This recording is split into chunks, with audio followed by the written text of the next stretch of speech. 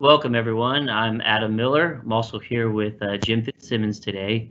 It's April 17th, 2020, and we're here to provide an update on COVID-19, the impact to our business, and answer some of the questions that have been submitted.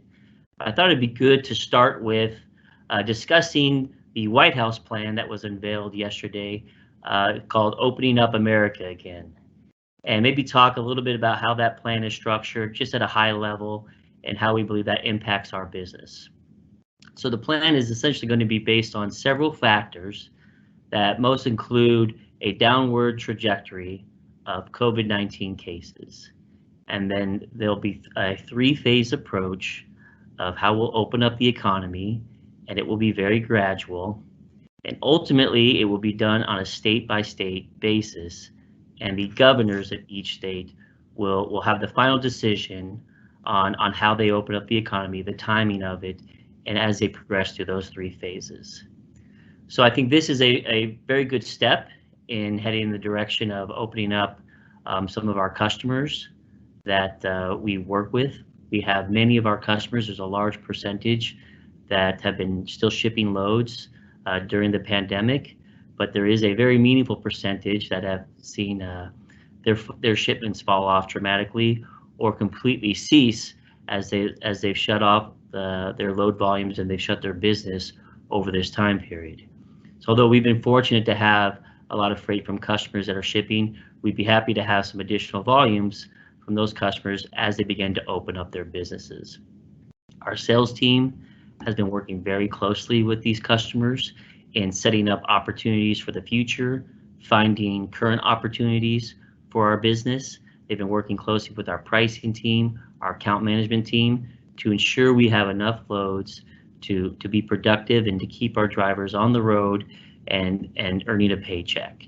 So I know that there's frustration around just the volume that we've seen on a decline over the last several weeks, but just know that we have a plan and we're working very closely with our customers, but nothing will impact it more than being able to open up the economy again. And I know our governors in each state will be very mindful of their approach. But again, we're looking forward to finding some opportunities to help deliver goods for our customers, especially as we begin to open up their business gradually. With that, maybe I'll turn it over to Jim and he'll give some additional updates on some of your questions and on provisions and PP&E. All right, thanks, Adam.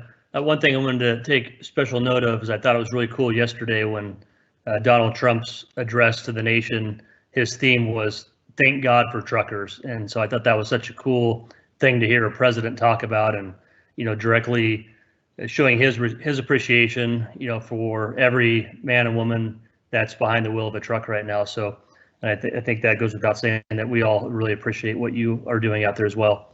So in regards to the PP&E, the three big ticket items there are the masks, gloves, and then hand sanitizer. And so all terminals have gloves and masks, and the hand sanitizer we have it in the East Coast terminals, we have it in a few terminals throughout the West and the Central, but in the next 3 days, we should have it at every single terminal. There's been delay after delay from a shortage of bottles through customs issue, just overall a supply chain issue of getting the hand sanitizer. But I saw a tracking number today, just this morning, so that makes me feel better that we now know it's being shipped. And so appreciate everyone's patience on that. It's not from a lack of effort, it's just from a lack of supply out there. But in regards to the mask, I want to make sure you realize there's two types of masks. And so we have 20,000 masks that are disposable. The blue masks are disposable, and then we also are getting a washable mask. The washable masks are white. And so if you get the white mask and they now say washable on the little baggie they come in, make sure you're not throwing those away. Those are the ones you need to throw in the washer and wash it, dry it, and then that way you're sanitizing that mask. The blue ones aren't designed to be washed, and so those are a disposable mask. And we've got 70,000 total of those. The white ones are being produced. We're getting 600 per day. I'd like to have a shout out for our shop in Phoenix that put that together. And so as those 600 get produced, they're being shipped out, and we're trying to target the states that have a mandate like Texas now has one where you've got to wear a mask. And so there's a handful of states that have that. We believe there'll be more and more states that follow suit requiring a mask. And so if you don't have one yet, I would just suggest that you pick one up the next time you hit any of our terminals. And even if you're not going to wear it, it's a good idea just to have it in case you get into a city or a state or even a customer that might require that. You'll have one if needed versus trying to make one out of a handkerchief or a t-shirt or trying to make one yourself.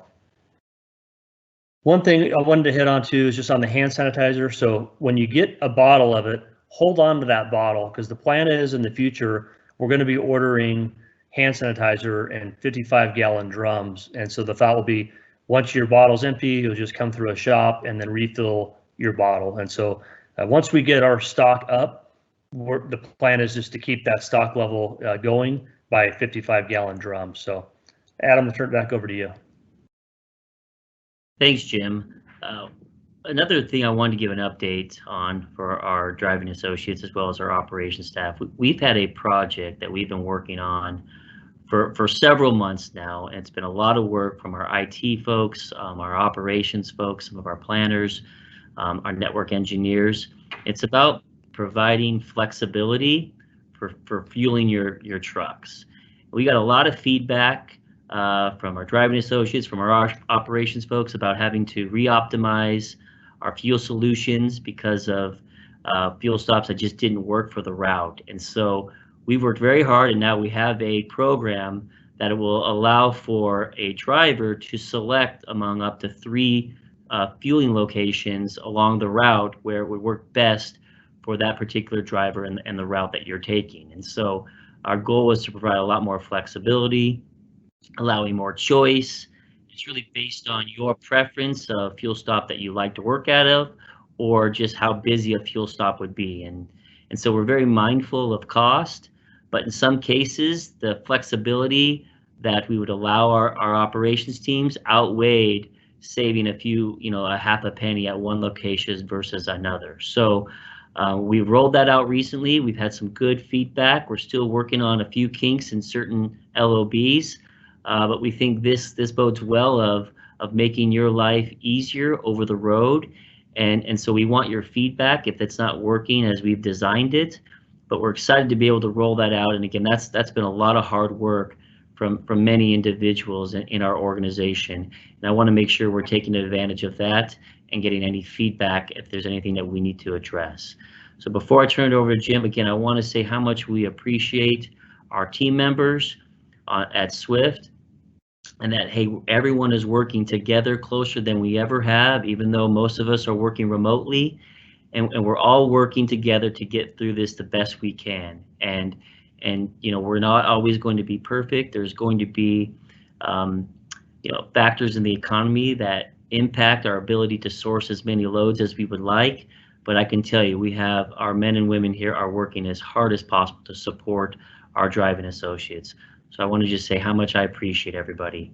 And then with that, Jim, I'll turn it back to you. Thanks, Adam.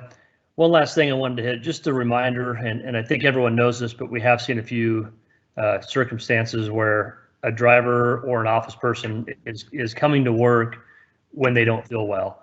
And so I'm just asking everyone, again, as a reminder, if you're sick or you don't feel well, even if you think you might be okay, but you feel a little warm or clammy, that's when we're asking, right now is a special time in our world.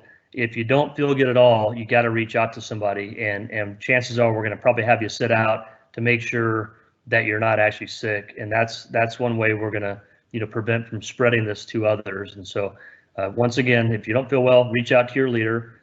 We're making a ton of exceptions here, or we're paying people to stay home and make sure that they're not sick, or if they are sick, we're paying them. And so we're just going to always err on the side of caution right now until this thing gets behind us and we kind of get back to normal. And then lastly, just to kind of follow up with Adam, again, I just want to give you my thanks for everyone in the office, the shop, the drivers. I mean, I know it's a tough time right now, but we really appreciate everything everyone's doing out there, and hang in there. Hopefully we're on the downward slope of this, and the economy will get back to work and things will get back to normal here shortly. Thank you.